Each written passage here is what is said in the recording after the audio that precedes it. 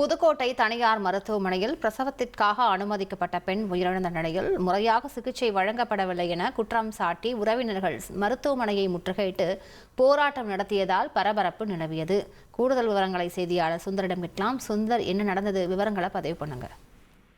புதுக்கோட்டை சண்முகா நகர பகுதியைச் சேர்ந்தவர் ஐயப்பன், இலக்கியா தம்பதியினர். இவர்களுக்கு ஏற்கனவே திருமணமாகி 10 வயதில் ஒரு பெண் குழந்தை உள்ளது.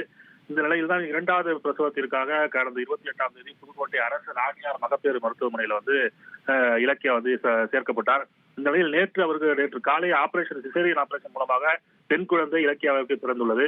இந்த நிலையில் திடீரென்று அவருக்கு இலக்கியாவிற்கு வலிப்பு நோய் ஏற்பட்டதை தொடர்ந்து அவர் தீவிர கண்காணிப்பு பிரிவில் அனுமதிக்கப்பட்டு சிகிச்சை பெற்று வந்தார். இன்று காலை அவர் இறந்தார்.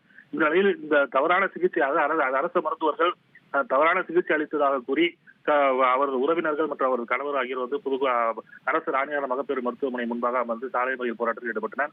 இதனைத் தொடர்ந்து காவல்துறையினர் மற்றும் மருத்துவர்கள் சமரச பேச்சுவார்த்தை நடத்தியும் அவர்கள் கேட்காததால் ஆர்டிஓ உத்தரவுக்கு ஈடுபட்டு ஆர்டிஓ ஐஸ்வர்யா தற்போது விசாரணை நடத்தி வருகிறார். இந்த சம்பவம் புதுக்கோட்டையில் பெரும் பரபரப்பை ஏற்படுத்தியுள்ளது. விவரங்களுக்கு நன்றி சுந்தர்.